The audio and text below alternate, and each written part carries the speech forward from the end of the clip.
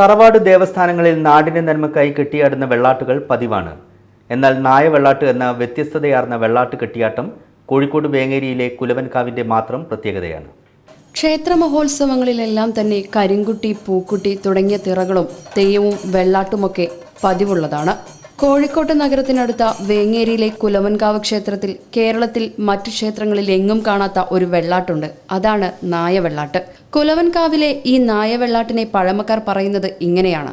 നൂറ്റാണ്ടുകൾക്ക് മുമ്പ് വേങ്ങേരി പ്രദേശം മൂസദ്മാരുടെ കൈവശമായിരുന്നു. ഇവരിൽ മുതിർന്ന മൂസദ് ഒരു നായയെ വളർത്തി. എന്നാൽ മലബാർ ലഹളയുടെ കാലത്ത് മൂസദിന് ഇവിടം വിട്ടു പോകേണ്ടി വന്നു. ആ സമയത്താണ് തന്റെ നായയെ വീട്ടുകാര്യസ്ഥന്മാരായ ചേനനെയും ചക്കിയും ഏൽപ്പിച്ച് മൂസദ് നാടുവിട്ടു പോകുന്നത്. ചേനനും ചക്കിക്കും മക്കളുണ്ടായിരുന്നില്ല. അവർ ആ നായയെ സ്വന്തം മകനെ പോലെ നോക്കി. അങ്ങനെയിരിക്കെ ഒരു ദിവസം ഈ നായയെ ഒരു ഭ്രാന്തൻ നായ കടിച്ചു. ഏറെ വൈകാതെ കടിയേറ്റ നായ ഭ്രാന്ത് പിടിച്ചു ചത്തു. ചക്കിക്കും ചേന്നനും ആ വേദന താങ്ങാവുന്നതിലേറെയായിരുന്നു. സ്വന്തമായി സ്ഥലമില്ലാതിരുന്ന ഇവർ നായയെ മറവു ചെയ്യുന്നതിനായി മൂസദ്മാരെ സമീപിക്കുകയും ഒടുവിൽ കമളിത്താഴം വയലോരത്തെ സ്ഥലത്ത് നായയെ മറവു ചെയ്യുകയും ചെയ്തു.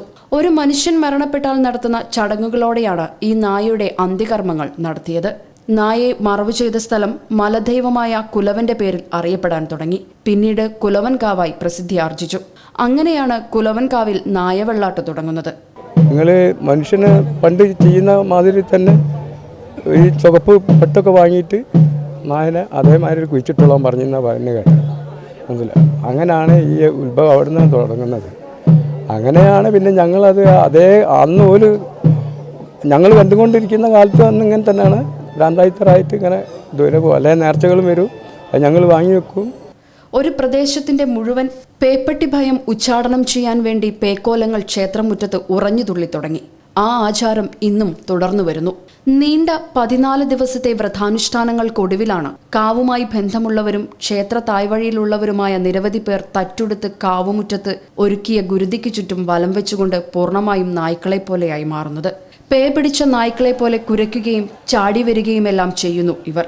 ക്ഷേത്രത്തിൽ നായവെള്ളാട്ട് കാണാനെത്തുന്ന ഭക്തർക്ക് നേരെയും ഇവർ ചാടിക്കടിക്കാൻ മുതിരും. ചിലപ്പോൾ പലർക്കും കടിയേൽക്കും. ശൗര്യം ശമിപ്പിക്കാനായി വാഴപ്പോള നായ്ക്കോലങ്ങളുടെ വായിൽ തിരികെ വയ്ക്കും. നായക്കോമരങ്ങൾ കൂടുതൽ ശൗര്യമുള്ളവരായി മാറാതിരിക്കാൻ ഓരോ കോമരത്തിന്റെയും അരയിൽ കെട്ടിയ തോർത്തിന്റെ അറ്റം പിടിച്ച് ഇവർക്ക് പിന്നിൽ സഹായികളും വലം വെക്കുന്നുണ്ടാകും.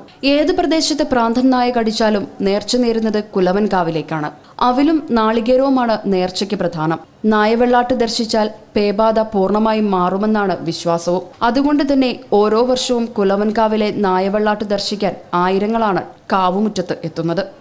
തെരുവ് നായ്ക്കളുടെയും പ്രാന്തൻ നായ്ക്കളുടെയും ശല്യം വർദ്ധിച്ചു വരുന്ന ഈ കാലഘട്ടത്തിൽ പേപ്പട്ടി ഭയം ഇല്ലാതാക്കാനായി ഒരു ദേശവാസികൾ മുഴുവനും നേർച്ച നടത്തുന്നു.